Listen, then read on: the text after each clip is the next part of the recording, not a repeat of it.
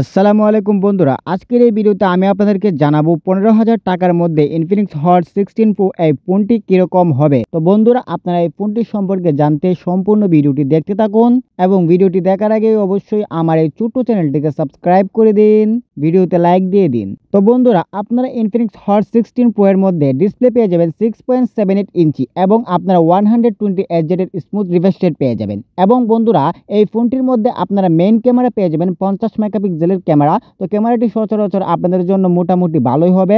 Selfie camera পেয়ে যাবেন আপনারা 32 মেগাপিক্সেল। তো দুইটি ক্যামেরায় আপনারা দেখতে পারলেন, একটা হচ্ছে 50 মেগাপিক্সেল আর একটা হচ্ছে 32 মেগাপিক্সেল। তো বন্ধুরা, আপনারা এই দুইটি ক্যামেরা দিয়ে কিন্তু বাড়ি কোনো ক্যামেরার কাজ বা ভালো ফটো তুলতে পারবেন না।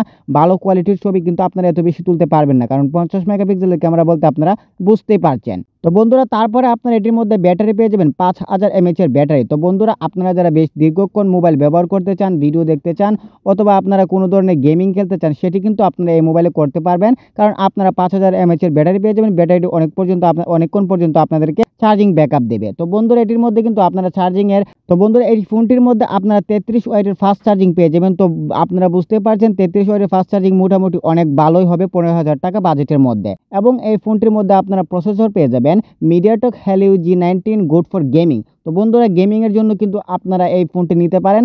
এটির প্রসেসর অনেক ভালো, Helio G19।